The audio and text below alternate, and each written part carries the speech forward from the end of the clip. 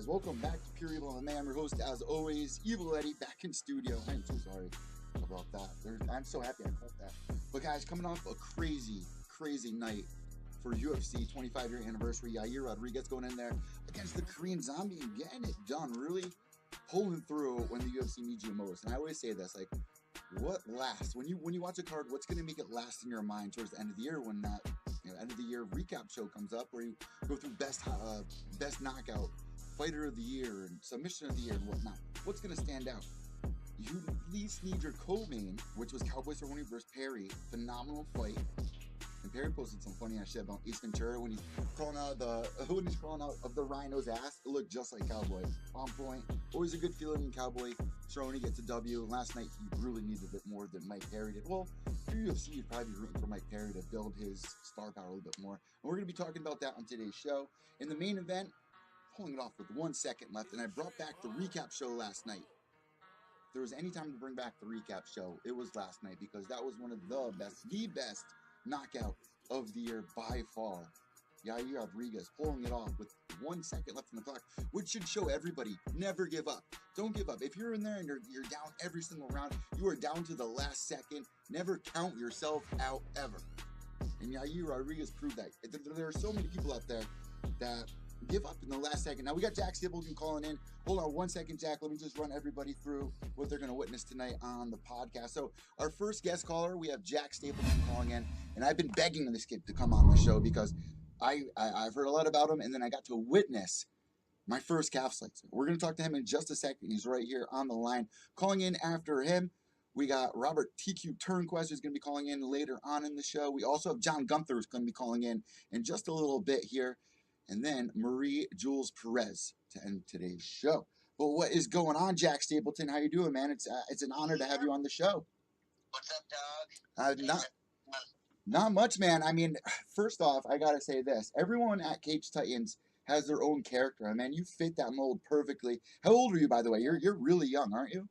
Yeah, I'm 19. You're 19 years old, so you actually were like touring the Naga scene. How long have you been doing jiu-jitsu? Because when you came in, Brian Gerson looks at me and goes, dude, don't blink for this match. These dudes are so good on the ground. But you actually went in there and you started striking. So first off, when did you start? Because you're so young still. Yeah, I started training 4 years ago. I started competing about 3 years ago. But I compete quite a lot. A couple hundred matches in.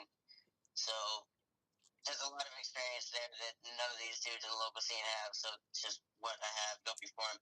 I was talking. Yeah, as soon as the fight started, I just embedded all my instincts and threw 7 head kicks. It was not the plan, but that's just what happened. It was funny.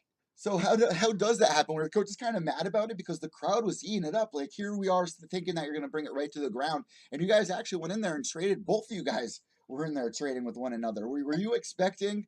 Obviously, you're saying it wasn't planned, but were your coaches a little mad that you did that or no? No, they wanted me to throw some kicks and stuff on the feet. They wanted me to stand with him because they knew that he is good at jiu-jitsu, and if I was going to lose that fight, I was going to lose it in his closed guard. So that was where I was cautious. But, yeah, I wanted to just see where I was at on the feet and just try to get some striking. That was literally what I was thinking. Now, man, walk us through how you got this calf slicer, because like I said, this was the first time I ever seen a calf slicer live covering an event, and you pulled it off right in front of my eyes. It's a basic submission. I mean, I hit it all the time. I don't really go for it too much. Now that I did, I've been thinking about all these new transitions. But anyways, I was in his closed guard, and I did not want to be there because he has a good high guard, and I'm not good at defending from in there. So when I'm set my butt, got my leg over to a ring, and then I got a toe hold, which is totally legal in the second, but the referee made a mistake. No disrespect, but they were stupid, and I could have ended the fight a minute earlier or whatever. But after that, I went for a knee bar, and he came up and gave me the calf slicer, and I went belly down, and then it was over. So, man, right after that, you got submission of the night. How did that feel? I mean, you've been doing, jiu-jitsu nonstop, it sounds like. And I even talked to Mitch Raposo, who was like, this kid goes to Nag. He's like, sign me up, let me in there. And you're just hungry, man. So was it kind of reassuring to get a submission of the night under an MMA organization? Yeah, it was. Yeah, it was awesome. And it was good to just, put on for the local jiu-jitsu team. No dudes really, have been transitioning to MMA that I've seen. So it's good to do that and represent. So how did you celebrate that night? trained with my homie Quash, and we just kicked it at my crib. I just woke up, trained the next morning. We do this every single weekend. He comes down, and he's from Maine. He was at my corner. Also, Angel Rodriguez and Tom Egan, my coaches. We do this every weekend. We train for competitions all the time, and it is different than it's MMA, but it doesn't feel different. Pre-match, after match, it's all the same thing. So, you know what I mean? It was another night, humbly. So before we talk about what's next with you, I got to get your take on some of the other fights. Were you able to catch Joe Gianetti's fight? I did not. I know that it was like a split decision, and it was a draw or something like that. Yep. Yeah. What were people around you saying? What were you seeing on social media with what people were saying reacting to that fight? Joe said that he thought that he won after he rewatched the tape, something like that. Joe, actually had a couple of matches with that dude that was in my corner. Funny to say that. But yeah, I don't know. I don't know anything about Josh Harvey. I heard he's a savage too. So listen, man, before we talk about what's next, I want to get a little bit to your character. You came out here, one thing that definitely stood out with you is your hair. How long have you been doing this with your hair, getting it braided? And you look badass, bro. You look like one of these new age SoundCloud rappers. You know who you kind of remind me of? Has anyone ever told you kind of remind them of the Backpack Kid a little bit? Like, you should incorporate that into your fight dance. You should do the floss at the end, like Backpack Kid. I would love that. Oh, man. Oh, no, I can't do that. That's too good, man. So yeah, how long have you had this hairstyle before? Have you always done crazy wild stuff with your style and stuff like that? Because it definitely brings out a character to you. And as I said, you're new era mixed martial arts, and everyone's realizing you have to have something about you that stands out. And man, you caught my eye immediately. Yeah, it's all part of it. The hair, the highlight music, like walking out to Suicide Boys was this one, but usually I walk out to like Portuguese music and shit like that. I just like do my own thing, and I kind of try to differ from all these other competitors. And you'll see a lot of jiu-jitsu that you'll never see from anybody in the local scene from me, and it's all part of it. I've been working on this hair for 2 years strong, man. It's coming out good, man. It looks sick. My hair goals, I've not reached the hair goals yet. I haven't gotten what I wanted out of it. You definitely fit in with my whole Lost Boy Neverland vibe. Like, never grow up. You definitely fit into that category there for me. And I gotta ask you, man, you just brought up the Suicide Boys, like one of my favorite rap groups right there. Those dudes are definitely solid, and they play with a lot of people that I like Little Peep, Ghost Man, like a lot of those guys. You're into that era of hip hop? Yeah, I just recently started getting into Suicide Boys just because I was picking walkout songs, and I was just trying to find something that was like absolutely crazy hype, and that was exactly what fit. I wanted to walk out to I gave them 4 songs because I know that they were not going to let like any of them go because of the swears, but they picked Perez, so it was all right. That's so good, man. So moving on, when can we see you back in there? I'm so anxious to see a lot of the guys that I saw on this card, including Apatow, like Jacobo. Like, yeah. he was supposed to fight on this card. His opponent doesn't make weight. Let's start there. Did you peep that? And what were you feeling there when that happened? Was it awkward? Wait, who is it? Jacobo. He was supposed to. Yeah, his opponent never showed, right? Yeah, his opponent never showed up. What was the reaction there at the weigh-ins? That was weird. I had no idea what was going on. I found out like after. Because I didn't even notice, but I was just listening to your thing with him. He's a fun dude, man.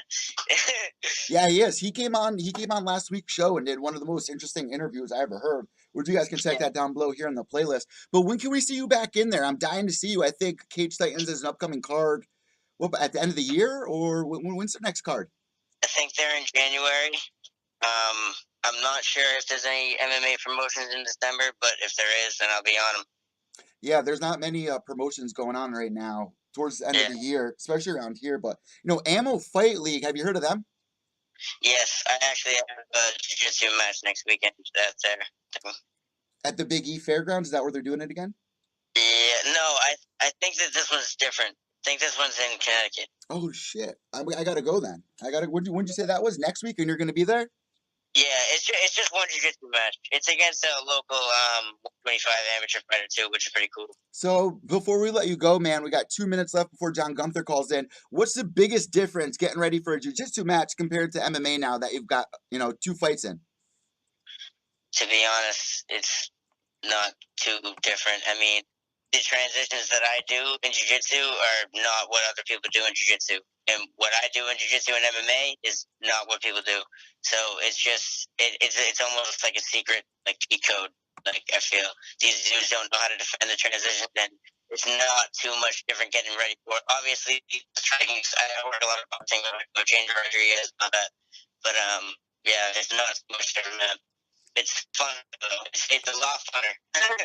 So listen, man, you got 2 fights in there. Both of them have ended in the first round. So do you kind of feel that pressure building up? It seems like a lot of people, they mold their character. Like Ronda Rousey, for instance, she was best known for going in there and finishing her opponents in the first round. Are you starting to feel that? I mean, obviously it's so early on in your career, but it's Yeah. reality, man. You got 2 first-round finishes that kind of got to build the ego and confidence. You kind of feel a little pressure there to get it done in one?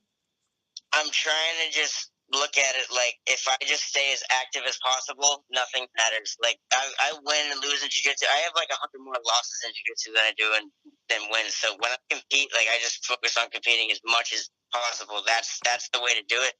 Not to focus on the win or loss, but there is pressure there. I know exactly what you mean. And going into the third fight, it's just building the hype, and it's just making me way more fired up. So yes and no, but yes in a good way. Like, it definitely makes it more intriguing to go out there, another first round finish. Jack, I want to thank you so much for coming on the show. Everyone that's been listening to the podcast the past couple of weeks have all been hearing me trying to get you on here, so it's definitely a big relief. I'm really excited for your future, man. So you got your Pure Evil MMA Orange, officially broke the ice here on Pure Evil MMA, so we definitely have to have you back on ASAP.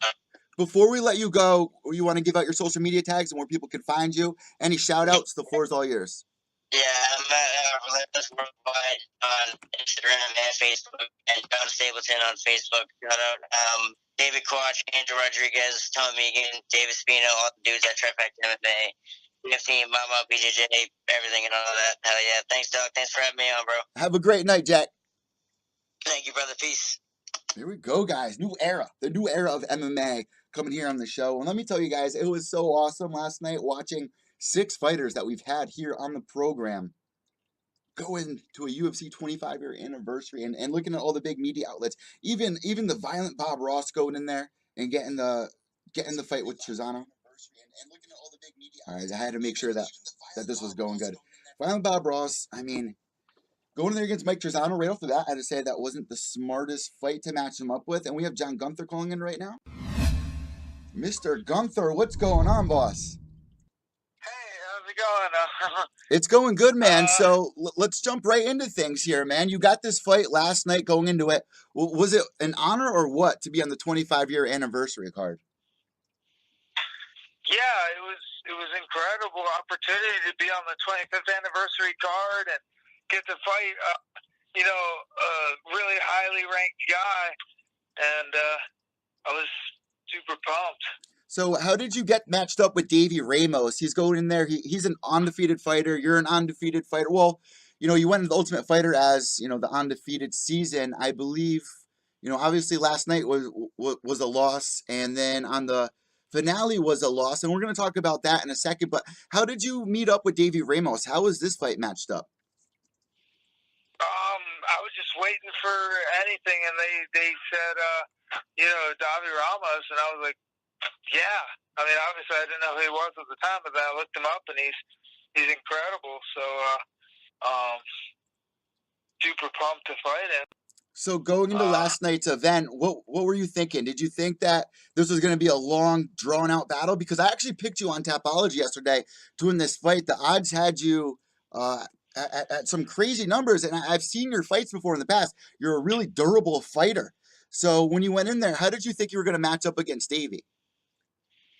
I thought it was a good matchup. I thought I could wear him down because he seemed like his endurance might have been an issue, and I could wear on him and then get him later. But I knew that he was really good at that rear naked position, and sometimes I just give up my back when I'm trying to scramble up, and I get away with it a lot of times on a lot of guys. But we really worked on not doing that, although that didn't really happen in reality. And it kind of seemed like the same thing kind of an played out. embarrassing performance. It seemed like the same thing kind of played out here. It was like you went in there and it happened so quick, and you just still wanted to go back out there and fight. Like you were still ready to go, like we saw on the season Ultimate Fighter, man. So what did you learn in this fight for next time? Yeah, it was just, it was, I gotta be smarter. Like, I'm stupid sometimes, and I just, overconfident. I just need to take my time. The onus is on him to choke me out. I should just scooched up towards the cage, put my back against it, but, I was in a rush, and I thought I could stand up. You know, he kind of gave me a little lead, like he gave me a little space and let me think I could get up, and I just fell for it. Did you rewatch the fight last night? He got his position. Yeah, I watched it, and it's embarrassing. I was like, man, it looks like I could have not tapped and got out with some dignity, but shoot. Just like, I think you're like passing out, and then like you're in a habit of tapping in practice, and I tapped, and I was like, dang, at least I would have, if I would have just passed out, I could have at least, but dang, I had to tap to a choke. I feel like, it's disgusting. Well, I mean, man, like you really have never really experienced a loss like you did last night, especially on the big stage. And you've beat some pretty big names. I mean, you beat Devontae Smith, who had a really good highlight last night. Were you able to catch his fight against another Ultimate Fighter alumni in Julian Erosa? Yeah, that was awesome. It was cool to see these local guys doing so good, and that was an awesome knockout. So do you think having a win over somebody like... I thought my fight was going to be awesome. I thought I was going to wear this guy down and get this big win, but I'm just, like everyone's saying, oh, it's such a mismatch and stuff, and I wanted to prove everyone wrong. I was like, they don't understand. Like, he's got that one position, but I just got to be smart. But I wasn't smart. I was an idiot. It's so disappointing. I mean, honestly, man, where did you leave off? Did you talk to anybody inside the UFC brass last night? Because there are so many people out there that just love you. Like, if you look at Twitter, you look at UFC Twitter's hashtag UFC Denver, everyone's just in love with you, man. They don't want to see you, they want to see you back inside the octagon. And I honestly think you have a win over Devontae Smith. That gives you a little bit more oomph if you wanted to kind of promote that. Like, I have a win over this guy. Let's see if he can beat me this time and prove to everybody that you still are one tough son of a bitch. You gotta prove it to everybody on the big stage. Where are you right now mentally with wanting to get back in there? What do you think your plan is, and where did you leave off with the UFC? I know that was a conjoined question. I mean, I don't know where I'm at with the UFC. Mentally, I mean, I'm fine. I just kind of disgusted with myself, but just embarrassed. But yeah, I mean, obviously, I still want to fight, you know, the toughest guys I can. So, but I'll just I guess I'll fight wherever I can. We'll see what happens. Would you ever fight Devontae Smith in a rematch? Because I feel like people would get behind that. Like I said, you have a win over him. He had an amazing performance last night, and it would be somebody that you're comfortable with fighting because you already have a win over him before in the past. First off, how was that fight? How did that fight go with you and Devontae back in the day? It wasn't that long ago. Yeah, it didn't go so great at the start, but I didn't keep my hands up that well either. But yeah, once I figured out I needed to cover my head and not take so many punches, it went okay for me. That was such an exciting fight. I even believe they showed some of it on the season Ultimate Fighter when you were getting ready for your fight. So I would love. Yeah. I would love to watch that happen again. Honestly.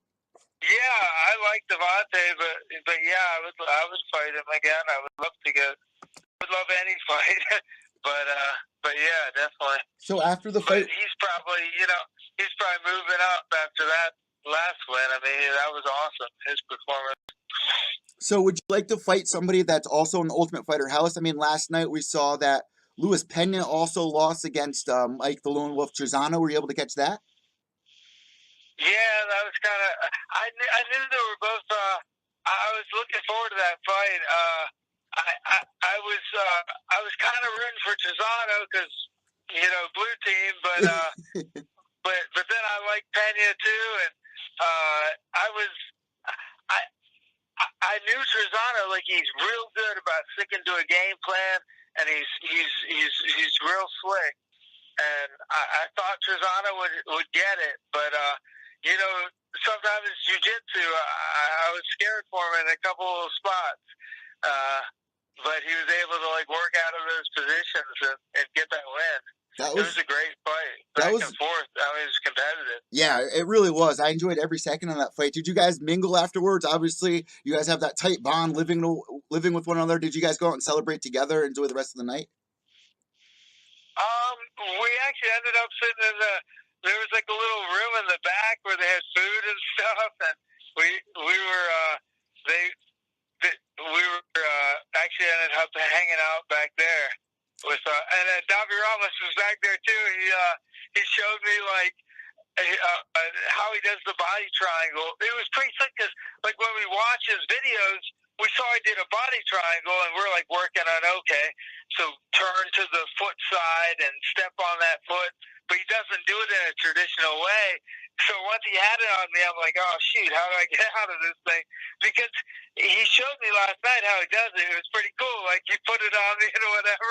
It was pretty awesome of him. But he locks it in between the legs. He actually locks his triangle in between the legs and then pops under on the inside with his foot, which is an interesting little detail, and it makes it pretty impossible to get off. So obviously, it really gives a lot of stability. You're trading with a really great team over with Stipe. Let's talk a little bit about that before we let you go. What would you like to see Stipe do next? Do you think he's more deserving of that heavyweight rematch, considering what he was able to do at heavyweight? Oh yeah, obviously, yeah, he should be in there, but if Brock can pass his drug test, he's probably getting that fight, huh?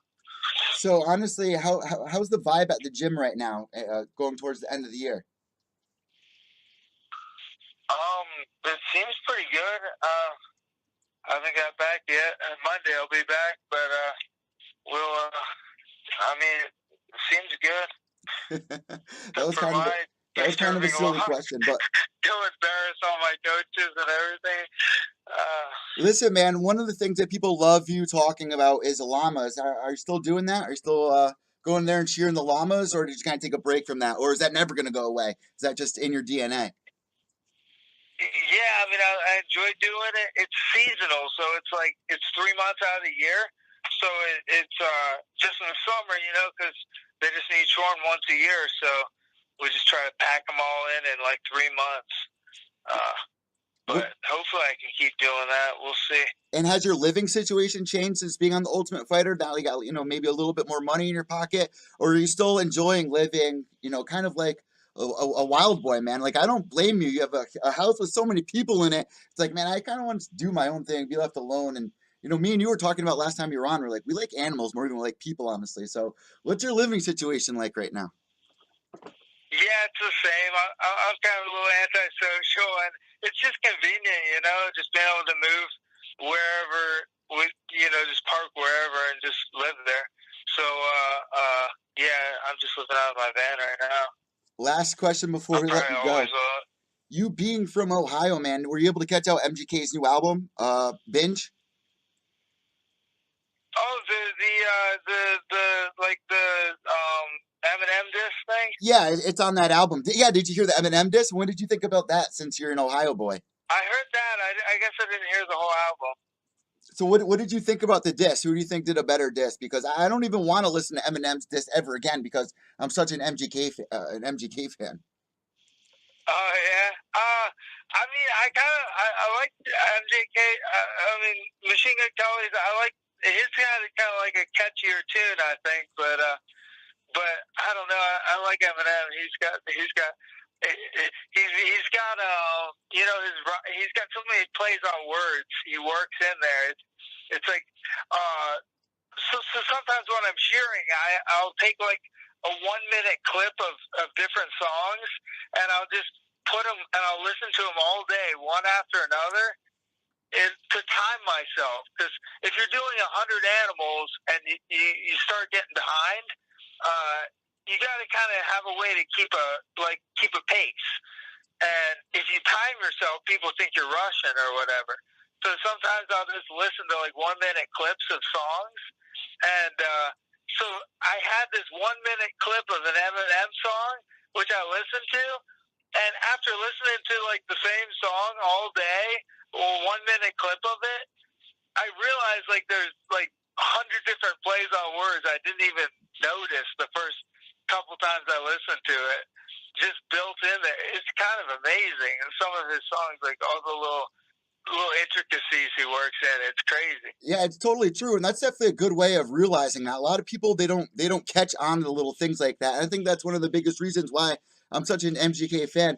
Man, before we let you go, if everything can work out perfect, when do you want to get back in there? Do you want to get in there before the end of the year, early January, February? When would be an ideal card for you to get back in there? How long? Right now? I could tell last night you were ready to go. You're like, I Yeah. need more. I could fill in if anyone needs me to fill in. Yeah, I mean, it's so disappointing. Like, I didn't even. I was like, man, at least I could have like got hurt or something. And then I tapped to a choke like a pansy. Like I don't know why I did. I just I think it's like what you're not thinking clearly when you're like. At least I could have gone out and just passed out with some dignity, but I think I'm just used to like tapping in practice and like not thinking clearly when my oxygen deprived. Did you catch the main event? What were your thoughts on that, man? If there's one thing that Yair taught us, it's like don't give up on yourself. Even if there's 1 second left, give it your all. Did you catch that? Crazy, incredible. At first I thought he ducked his head and he brought his head up and knocked him out with his own head. I didn't even see the elbow. And then when I saw the replay, it's insane. Man, what a way to... He had such presence of mind. Like, and then another spot in the fight, he got hurt real bad by the zombie, and then you could tell he was staggered, but he just jumps in the air and throws like a flying knee. That's like a good reaction, you know. If you're staggered, might as well just throw something crazy out there. Yair's another one of those guys, like you're talking with the MGK, where it's just like these little things that he incorporates into his game, just adds little things in split seconds. It's just phenomenal. It's amazing to watch and to get a win over the Korean Zombie, because I had the Zombie up every single round. I had him up 4-1, and then 1 second left, and boom, boom. Yeah, it was beautiful, and what a way to end the 25th anniversary card. Like, it is incredible. Well, it's like a minute or a second left or something. It's crazy. John, I want to thank you so much for coming on Pure Evil MMA once again. We got to get you back on when you get your next fight, man. It's only your first loss, so you shouldn't be too upset in there, man. So moving forward, we'd love to have you back on the show. Last but not least, what we always do, if you have any shout outs, anything that you want to say, sponsors, anything at all, the floor is all yours. Oh, no, I just appreciate you guys having me on, and that's awesome. Thank you. The Machine, everybody. Thank you so much, Gunther. Oh, yeah, and I'm not...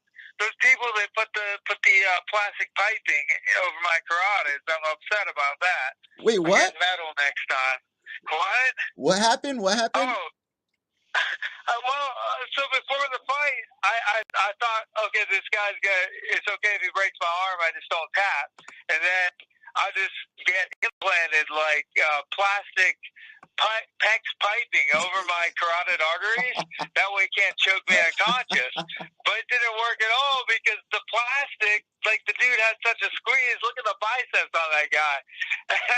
And it didn't work. So next time metal. Next time only metal for the Machine. Thank you so much for that last clip there. If you see me tapping, don't be fooled. It's just Morse code for I never surrender. Gunther, thank you so much. That's the perfect way to end an interview, man. You're a true legend, bro. Goodbye. Thank you so much, John. Have a great night, boss. You too. There you guys go, John Gunther, man. I love talking to that guy. I get so fired up when my cheeks hurt right now because every time he comes on, I learn something new. Like he's such an interesting character, and we've been talking about this a lot lately. Like the UFC eats this up, which is why I think it would be really hard to cut somebody like John Gunther when he has such a big following. Like somebody even said, he was like, I was like, why? How is Julian Erosa sign John Gunther and not Joe Giannetti? At least sign Joe Giannetti. And somebody was like, well, you know what? It's the new era WMEIMG. Gunther, even him just shearing llamas. It's just like people love that. It's his character, and people get excited whenever he has his upcoming fight. He's an Ohio boy. I mean, there's so many things going for him. I really don't think this loss sets him back too much, man, because he's a guy like Artem, just has a crazy backing, man. It's awesome. And like I said, he has a win over a guy that won last night, Devontae Smith. I would love to see that rematch go down. I think that would give him some leverage. Call him out. Call out Devontae Smith. Get the rematch going. And if you guys saw that first fight between the two, it was a bloody mess. Gunther just tired him the hell out at the end of it after almost being finished. John Gunther, everybody. There's so much to unwrap there from what he just shared with us between the MGK clips, the 1 minute clips. Like there's just so much. All right, so calling in next. Let's see what the schedule looks like here. All right, so UFC Denver's John Gunther, 820. Or you guys can follow him at Follow Me I'm Blind on Instagram. And if you guys want to follow Jack Stapelton, you can follow him at Relentless Worldwide on Instagram as well. All right, so it's 8:30, which is the news rundown. At 8:40, which is right now, Robert Turnquest is going to be calling in. Follow him at Apex 170. We're going to be talking to him about Chaz Skelly's fight and that the ref pulling him off. I want to get a fighter's initial reaction. And then at 8:55, Jules Marie Perez, you can follow her at G_I_Jules, and she's calling in from Iron Shin Muay Thai. Big shout out to our people over at Iron Shin. But we got Robert TQ Turnquest calling in any second, guys. Let us know what you thought about last night's fight.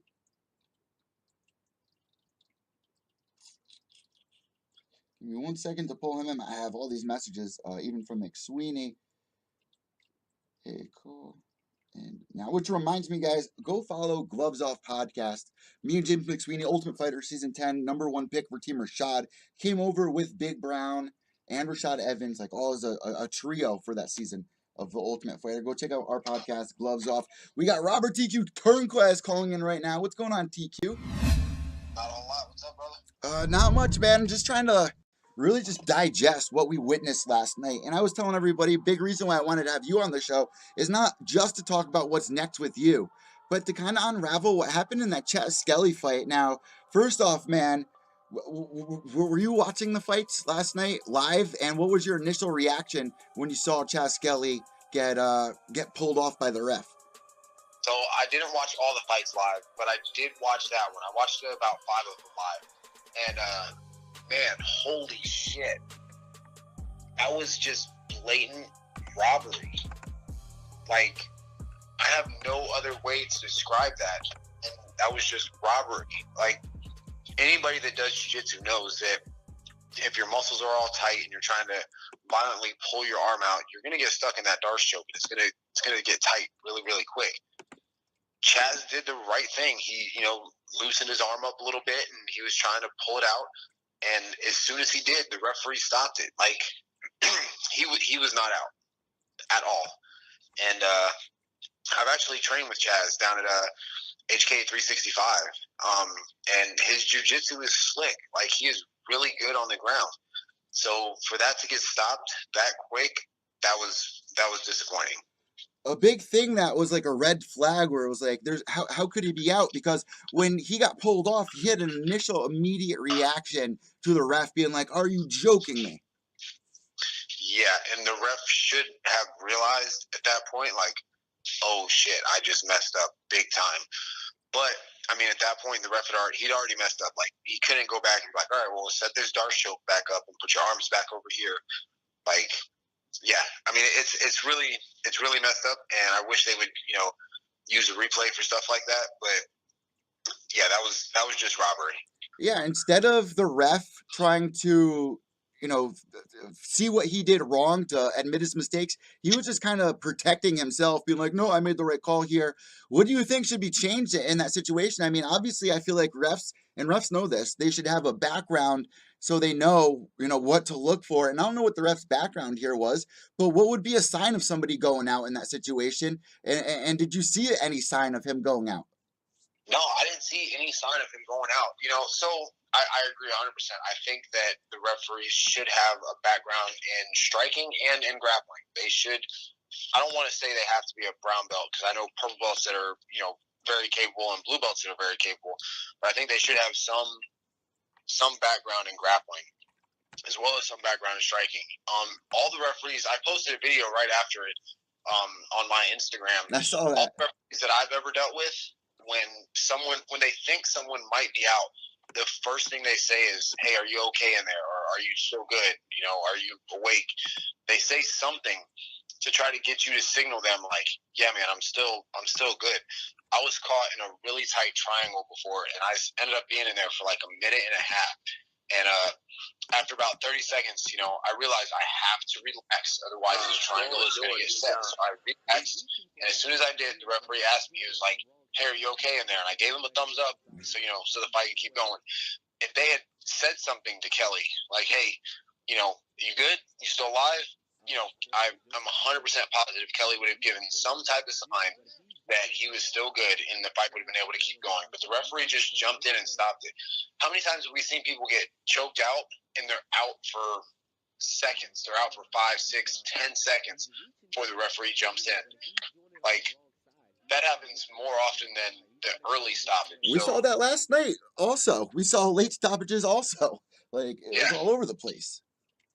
So, I mean, yeah, I think there's a lot of training that needs to go into these referees, but yeah, I don't know about last night. That was just blatant robbery. Now, you say they should have replays in the UFC. I totally 100% agree. That's something that we've seen be incorporated into other sports like the MLB, the NFL, to challenge something. How do you think that would work in MMA? I mean, how would you even restart the fight? Like, after, because it's a huge adrenaline dump when something like that happens. We saw it in Silva versus Bisping. One guy that thinks he just won, so he's all excited. One guy that thinks he lost. It's definitely a fight-changing situation, and I really don't know the best way to restart it. But like in jiu-jitsu, they'll restart the match from that particular position. Or so I really don't have the best answer for this one, but they need something at a best case scenario. That should have been called a draw or a no contest. I agree. I 100% agree with that. That's probably the answer right there. Because if you do incorporate the replay there, I mean, and the fighter really wasn't out, it's going against his record, which doesn't change. I say this all the time. This isn't the NFL. This isn't the MLB. When it's January, you still have the same record from last year. And that's a big hit to have a loss on your UFC record. Yeah. Now, granted, it's not going to hurt Chaz that much. Dana knows the situation. Yeah. I'm sure he's well aware of it.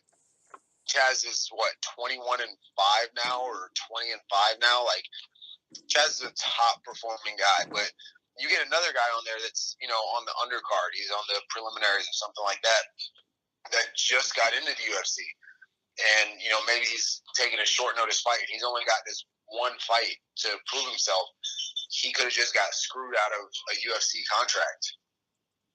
It's definitely unfortunate. There's a lot of things that need to change. And we actually spoke about it last time we were on the podcast about, like, even the judging has to change, like, figure something out there with having judges go in, like, a back room, not being affected by the audience around them. There's a lot of things that we need to be changing. And last night, after 25-year anniversary, you would think this would be figured out by now. Something would be figured out by now in a situation like we saw with Chaz Skelly. Now, last thoughts on this, man.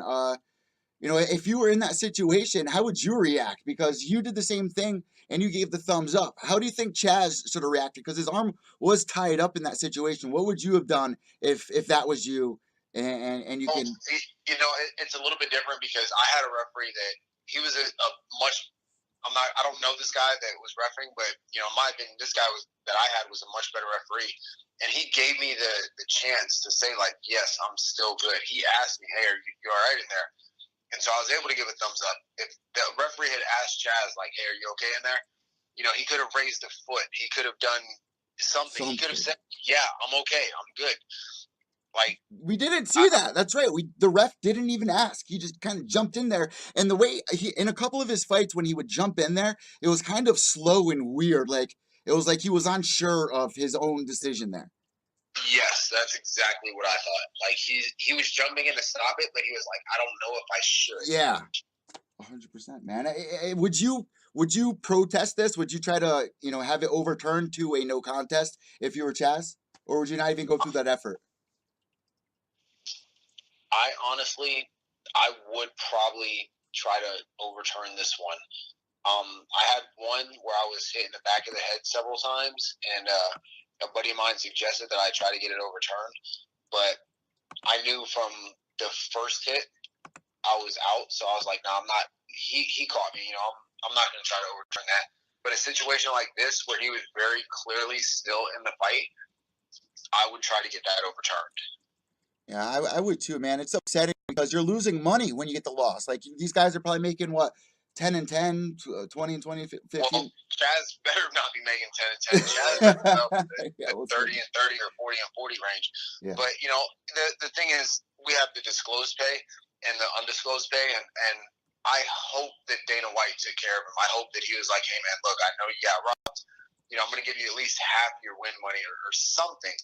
But, yeah, he's definitely losing money in this. He's losing stock in the UFC. He goes down in the rankings. Somebody else moves up in the rankings. I mean, there's a lot of things to consider, but hopefully the UFC took care of him. Even Paul Felder. That's why I love Paul. Paul's been on the show a couple times here on Pure Evil MMA, and he's so true and unbiased. I thought he did a phenomenal job after the fight because it's against UFC's policy to interview somebody that was just finished. I am so happy they had Chaz talk on the mic and kind of clear things up. But for his opponent, it being his debut, what a weird debut to start off with, huh? Yeah, you get a super controversial debut, and then everybody's going to question everything from that point on. They're going to be like, hey, is this guy what we really thought he was? Like, he might have finished. There's a chance he could have finished that joke. There's always that possibility. But now nobody will ever know, and everybody's going to question it until his next fight. So now he's going to go into his next fight with that chip on his shoulder of, I have to prove myself this fight. 100% agree, man. It's like the Tootsie Pop effect. The world will never know, because that's the argument. People are like, oh, he wasn't going to get out of it. Well, we will never know. So moving on here, TQ, before we got, 5 more minutes left here in the interview before the next caller, I want to talk a little bit about you, but really quick, let's end on a note about UFC Denver. Were you able to catch the main event or no? Oh my God, yes, I caught the main event. That was absolutely insane. People are saying that it was luck. But, man, when you look at some of those replays, some of the angles, he was looking at where he was throwing that elbow. So it was luck that the Korean Zombie just rushed in as fast as he did. But I really think that was a planned elbow. Had the Korean Zombie been, 2 inches to the left or 3 inches to the left, that elbow would have missed entirely. But I think that was a really solid elbow. Honestly, what a way to end the 25-year anniversary with a bang like that against a fighter like the Korean Zombie after being down 4 rounds to 1.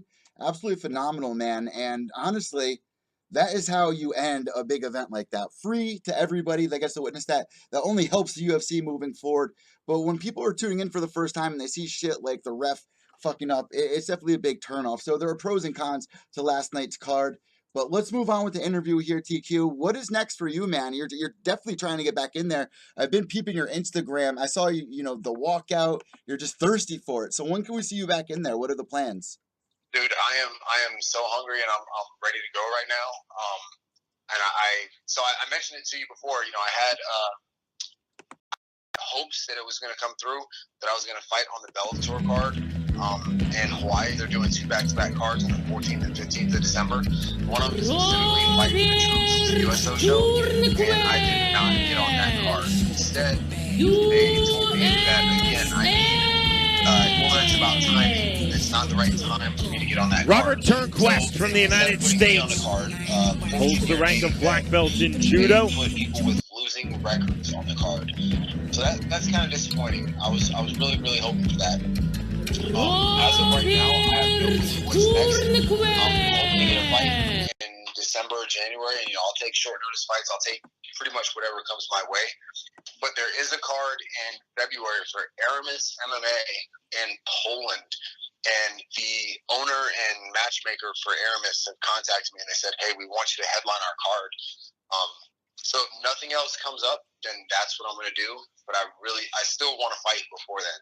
Poland. Have you ever been out to Poland before, man? That's where Mayhem Miller went for a while to hide out there with Horwitz. Yeah, no, I haven't been out there. I did hook up with a Polish girl once at the Military World Games in 2011, but yeah, that's the closest I've got to being in Poland. But yeah, man, I'm really excited about that one. I'm 100% positive that one's going to go through. The matchmaker is friends with a friend of mine, and my friend was like, hey, I got this guy, he's a pro fighter, and me and the matchmaker started talking, and he was like, holy shit, you fought for M1, you fought for Titan. He was like, yeah, we'd love to it's a smaller promotion, but he was like, we'd love to get you, we'd love to get you out here, we'll fly you out, we'll take care of you. So I'm 100% positive that's going to go through, but I still want something before then.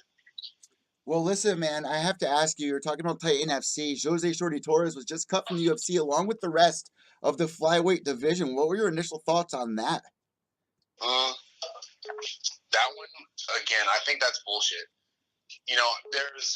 There's not a lot of hype around the flyweight division, but I think that's purely because of the way that the UFC promotes the flyweight division. They had the most dominant champion the UFC has ever seen, and he was barely known and barely promoted. Like, hardcore MMA fans know who Demetrius Johnson is, but the casual fan should know who the shit he did. I mean, yeah, Henry Cejudo beat him, but before that, he beat Henry with a knee. He did what is it called, the crab trap? The armbar where he fucking flew through, what's his name? Wilson Hayes. Yeah, Wilson Hayes, I think. Yeah, like, I really think that the flyweight division is underrated by the UFC. I think that they could have done a better job of promoting it. And I 100% blame Dana White and the UFC for the flyweight division getting cut. There's no reason that Demetrius couldn't have been doing pay-per-view headlines. Like, it's all about promotion. When you promote the 155, the 170, you promote it's 155 and up that gets the most promotion.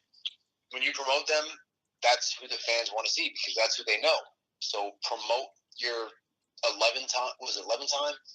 Yeah, promote your 11-time champ. Like, this guy set all types of records, and you didn't promote him hardly at all. Yeah, it was definitely upsetting when we found out that he was leaving the UFC, and then all of a sudden the entire division's dissolved. We get guys cut like Jose Shorty Torres, Jared Brooks. All these guys came checking in. It's changing up lifestyles, man. So like, it's just very upsetting. It's very upsetting the direction that the UFC took there. But honestly, I wouldn't mind if they opened up the 170-pound division. But we'll talk about that next time that you come on Apex. TQ, you know what we like to do here at the end of the interview. If you have any shout-outs, anything that you want to say at all, the floor is all yours. No, not this time. Just, my usual training partners and everybody. Muso Gear, one of my sponsors, Haga Fightwear, another one of my sponsors. But I'm going to save all my big shout-outs for whenever I actually can come on here and announce a fight. Like, that's my plan. As soon as I get a fight, you're going to be the first one to know. I'm going to come on here and we're going to talk for an hour or two, and I'm going to let everybody know what's up. That's what I love. I love when you come on. We talk for a couple of hours about, things in MMA and big topics. I've been waiting. We've been waiting for that moment to happen. So it's very upsetting that Bellator didn't have that go through. That's just it. It's really cringe. I have to cringe at that, them not bringing you on after, all your years of service. So for that, I got to say thank you, TQ, for all of your service that you've done for our country here in the United States. Well, I appreciate that, man. Thank you. Thank you for having me on here. As always, I love coming on and talking to you. You're my favorite podcast.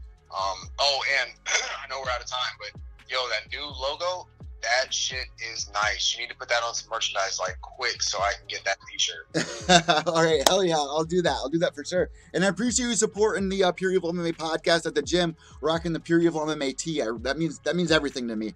Everything. All right, man. I'm going to get off here. Let you get on to the next caller, whoever that is. And shoot me the link and everything when this is posted. And, I'll post it out to all my people. And I'll talk to you hopefully really, really soon. But, you know how it is. TQ, we'll talk real soon, all right? Have a great night. You too, man. Thanks. Boom, TQ Turnquest. Let's get to our next guest here. Let me tell her to call back really quick.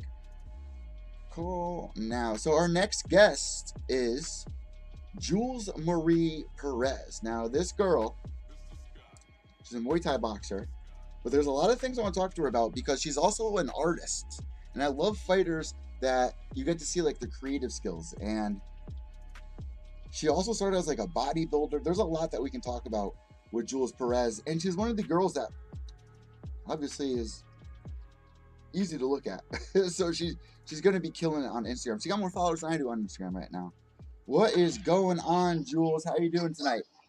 Hey, good. How about you? I'm doing awesome. So let's jump right into things. I mean, how long have you been inside the sport of Muay Thai? How did you start inside Muay Thai? Actually, it's kind of a long story, so I won't bore you with that. But I've been doing it for, a little over 5 years. And before that, I did karate. I did point sparring karate, and I just kind of wanted something a little bit more aggressive, something more challenging. So I basically just Googled a place nearby, and I went in the gym, and I never stopped going. How long ago was that for you? That was a little over 5 years ago. Because, I was peeping your Instagram, and it seemed like, not only are you just an artist, but you were a bodybuilder at one point? Oh, no, I don't. I mean, I love working out, and I probably just act like I'm a bodybuilder, but really I'm not. But yeah, that's part of my training for being a fighter. I mean, I was going back to 2016. You're lifting some serious weight. Oh yeah. I can only do that. I can't do that all the time. If I'm not training for a fight, I'm able to lift heavy weight. Otherwise, it has to be, lighter, explosive weight. Otherwise, I carry too much weight. So also on your Instagram, I was looking, and one thing that I can definitely relate with you on is your passion and love for art. I'm looking here. What do? You go to the flea market or Goodwill, you pick things up and kind of just do arts and crafts? Oh, hell yeah. I mean, I love going to thrift stores and going to the Goodwill. I mean, some people aren't about it, but I love it. And, I'm a right brainer. I'm left-handed, a southpaw, so I kind of like just making, just winging it, just making random things. I wouldn't necessarily call myself an artist. I just like being creative, Well, right now, we're looking at your Juju chair that you did. Can you kind of explain the inspiration for that? Well, it says it was inspired by the Evil Eye with mine and Emily Perez's handprint in the center. What was the inspiration for this, the good Juju chair?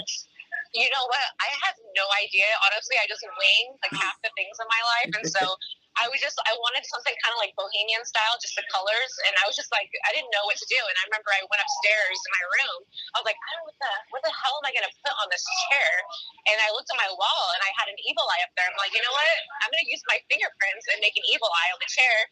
And I'm like, maybe I'll just put my handprint in the middle of it. I'm like, I'm gonna put my daughter's handprint right on top of mine. I just kind of just thought of it randomly. It wasn't anything I planned.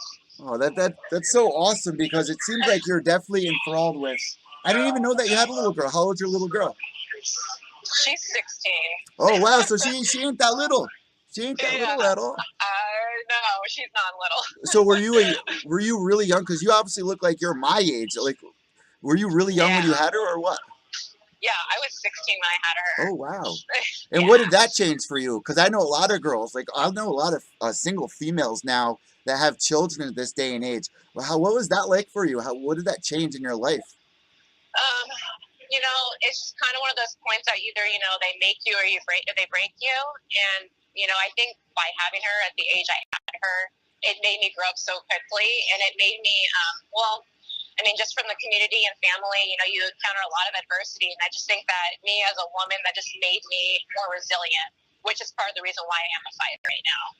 I respect that because I grew up with a single mother. She had me when she was about 17 years old. So I was raised by teenagers, and it was pretty cool. Like, we're all kind of grow up and learning together in a way. So did you kind of have like a closer bond with your daughter than you did with your own mother?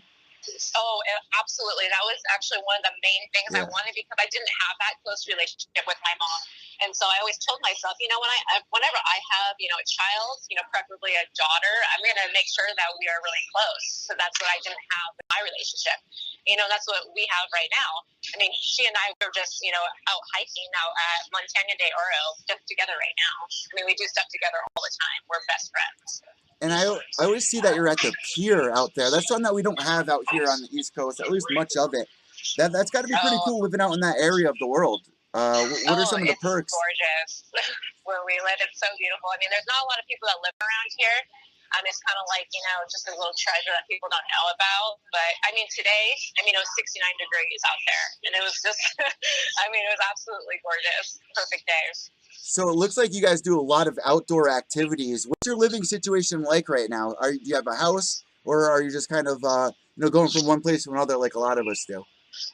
Oh, we've been in the same place. We rent, so we've just been in the same condo for, I think like 4 years. Is it kind of weird for your daughter to know that her mom's a fighter? Like, how does she feel about that? Like, if my mom was a fighter or my dad was a fighter, and I was in school, I think I was badass. Be like, don't mess with me. My parents are fighters. Like, how does she feel about mom being a combat sportswoman? Oh, she totally loves it. I mean, friends at school, she's like, my friends that you don't even know, they follow you on Instagram, and like her friends think I'm the coolest thing, which is pretty awesome. I'm the cool mom.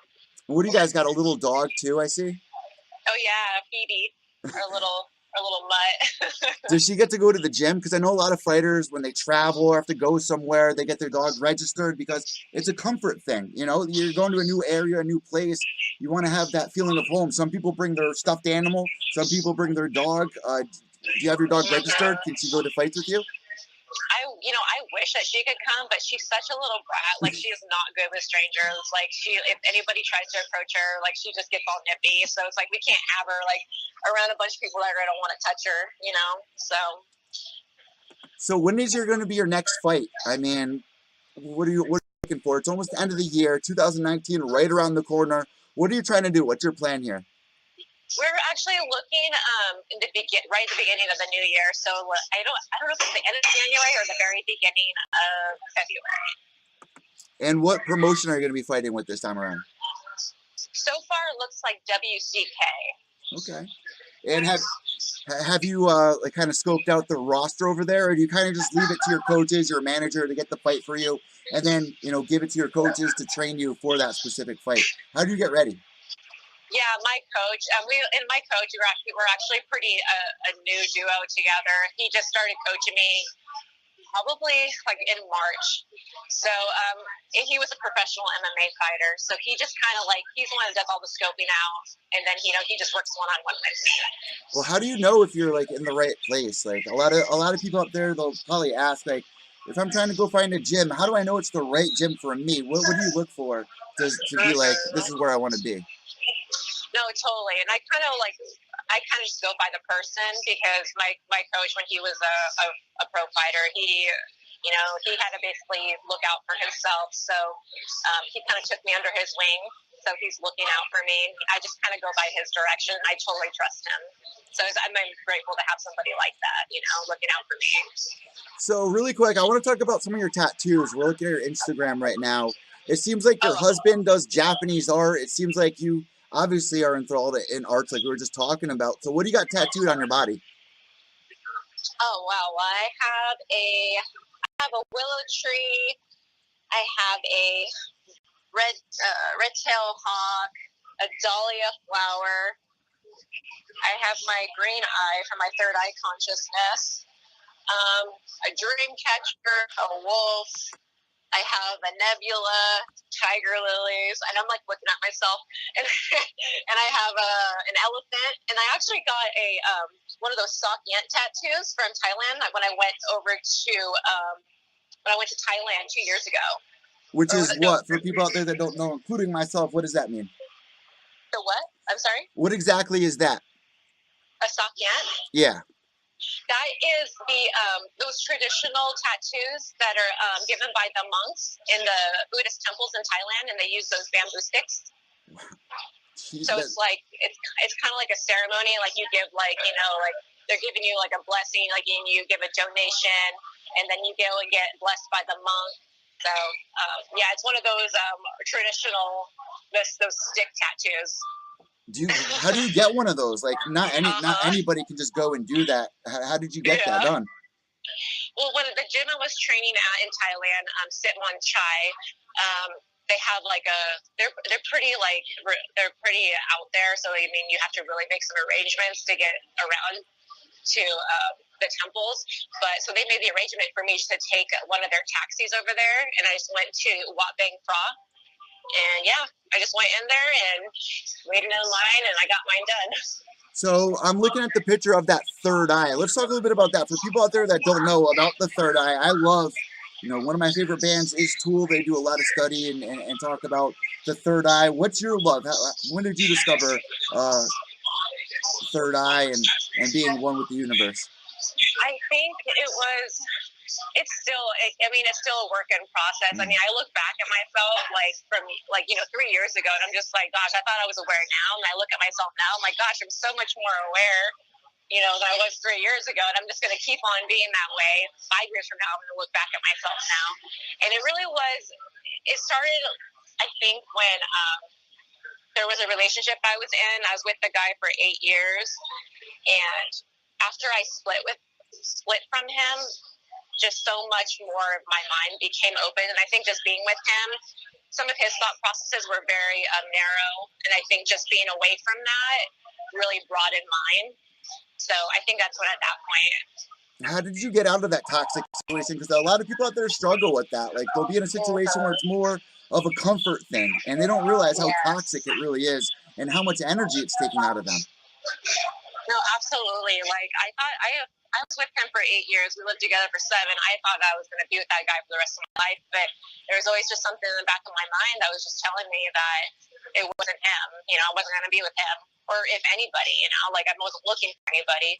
But I mean, it's really, really hard. I mean, thinking about the stuff that's unknown and like you're being so comfortable in a relationship. And I still don't know how I did it, but just knowing that it wasn't right for me, I just had to keep pulling through and hoping that there was some sort of light at the end of my tunnel, Is it really cool being with somebody that's also into arts? I mean, I'm looking a lot at his work here, and he has a similar style to like what I'm into. So is it kind of cool being with somebody that's also creative? I think it's like when I first met Rob, my boyfriend now, like I had never met like an artist like him. And I absolutely love it because it's like I've always loved just doing, cultural things and artistic things. And he's totally into all of that. And like some people might think that, a man like, wanting to go to Michael's and get some craft stuff and then spending Saturday night doing crafts, at your kitchen table. But he absolutely loves it, and I think that's like a bond that we get to share with each other, So before we let you go, I got a question about your daughter. Does she go to your fights? Like, I think it would be really hard to go to a fight watching my mom get punched in the face. Does she go and support you? Yeah, she didn't go to any of my amateur fights because she was scared. But then my first pro fight, she wanted to go. I'm like, so you don't go to any of my amateur fights, any of the 15 amateur fights, but then, my first pro fight, the one with the most, the most susceptibility to me getting injured, you want to go watch that one.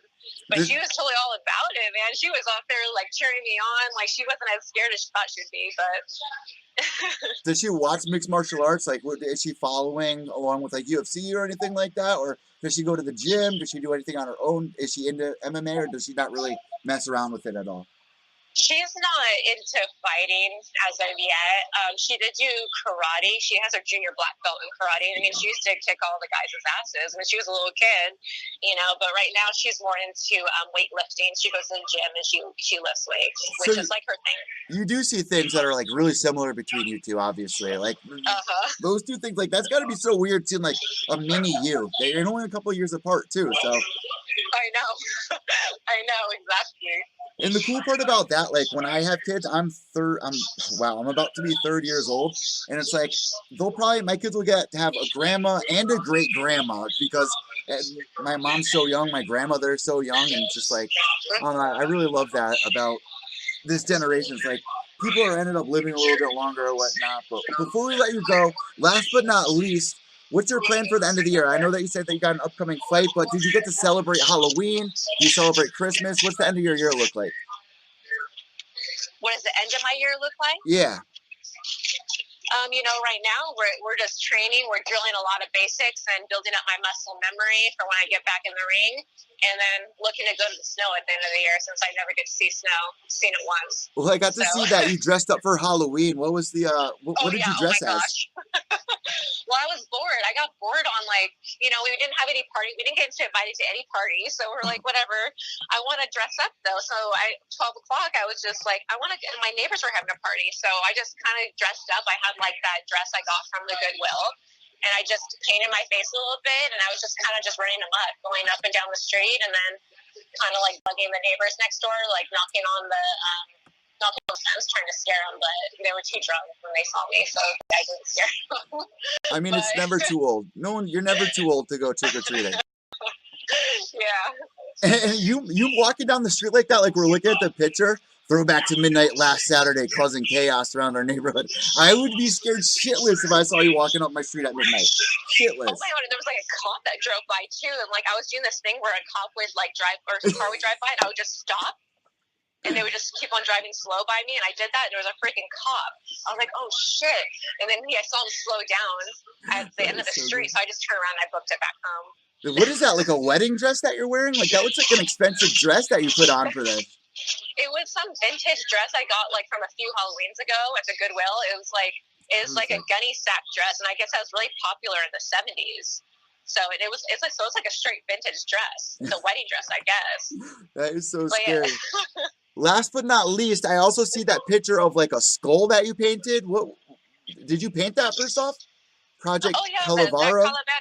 Yeah, I did it because, obviously I'm half Mexican, so I'm into, the Mexican culture, Dia de los Muertos. So I just painted, a skull. I got those just ceramic skulls from Michael's, and I wanted to paint one. So, yeah, I just spent a Saturday night just doing that for fun.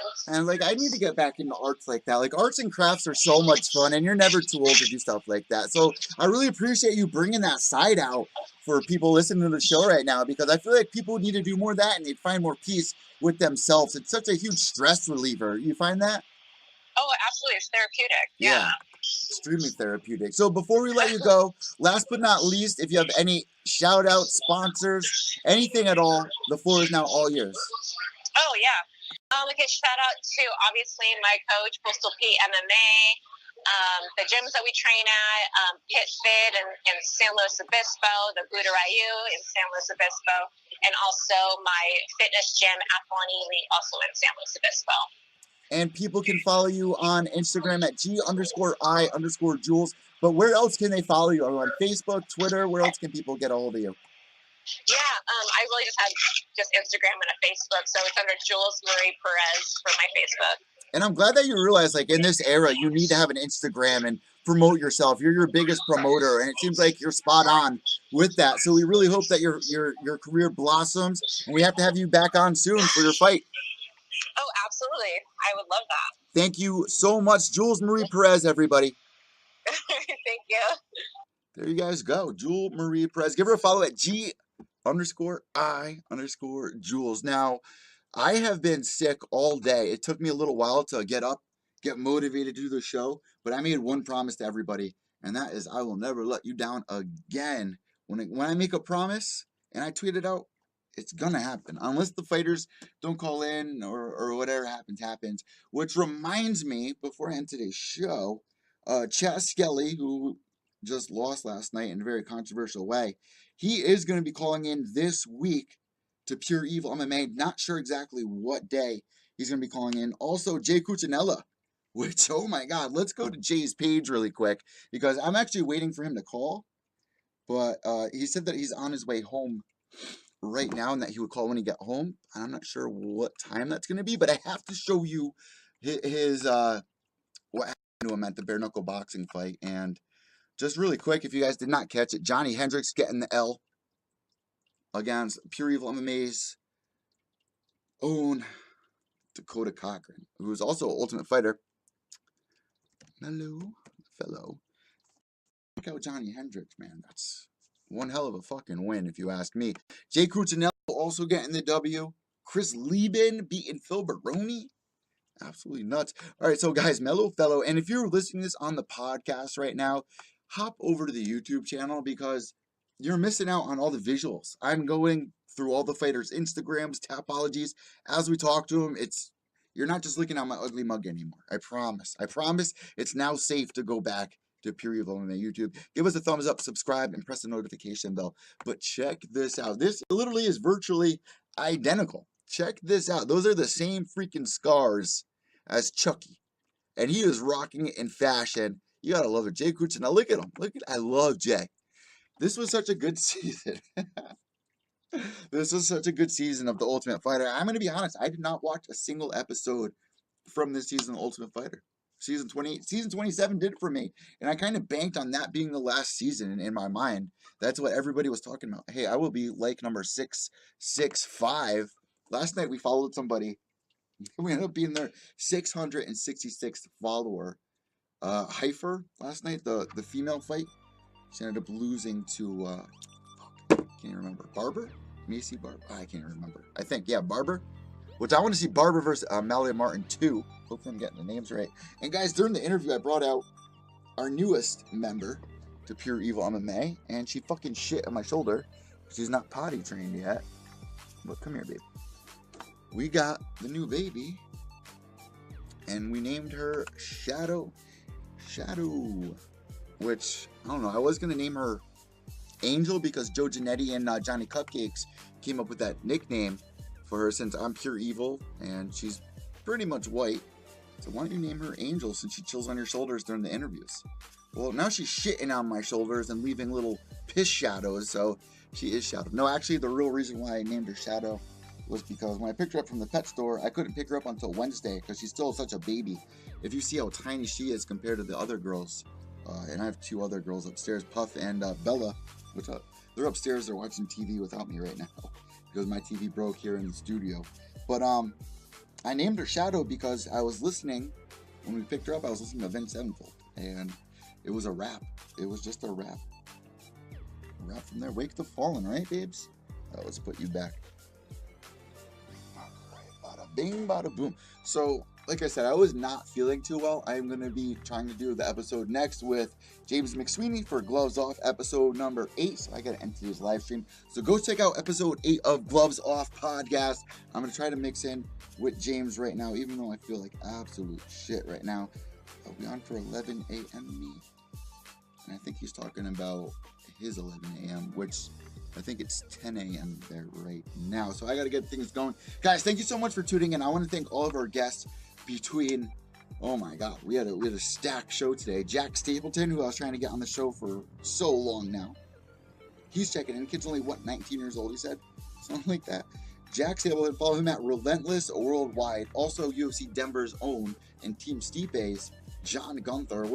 He always comes on here and gives us he's actually really smart. I understand that, like, he has a little difficulty talking, which we all fucking do. It took me a while to get my social skills down, and honestly, I like animals more than I like people as well. People stab you in the back and just be shitty to you, so I don't blame him.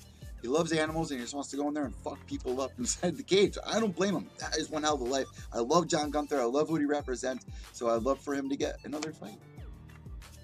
And it was such an honor having him back on the podcast. Always an entertaining interview. You can follow him at Follow Me I'm Blind on Instagram. Also, Robert TQ Turnquest, Apex 170. We have to have him back. I could talk to TQ for hours. He's back from the Brian Levick era, which I got to shout out my entire career between 2016 and 2018 to Brian Levick, rest in peace to him. But me and TQ kept a really good relationship ever since then. Same with me and Shorty. So even Luis Pena, I believe, was part of his team, which I did reach out for Luis, Violent Bob Ross, and Mike Trezano. Both of them have been on the show, but I'm sure they wanted to just go rest and relax and then hit me up during the week, or maybe Arrow beat them to me, which Arrow, man, I'm I'm on the come up, man. I keep telling you guys, I'm not here to get famous. I'm here to fuck up your favorite, just like Mac Miller says. Also, Jules Marie Perez ended today's live stream. I'm Evil Eddie from Pure Evil MMA, guys. Subscribe down below. You can follow me on Twitter at Evil_Echo. That's EVIL_ECCO. Also on Instagram at Pure Evil MMA_. And then on Facebook, which I don't really like messing around with Facebook, but I'm on there because you gotta be in this day and age. It's a bitch sometimes to keep up with every platform and have them be identical, but yet still please that specific audience, whether it's Instagram, which is definitely different than Twitter. So you can follow me on Facebook at Pure Evil MMA, lowercase s. So at Pure Evil MMA. Yes. That was so gay. Alright guys, I'm Evil Eddie. White knuckles till the end.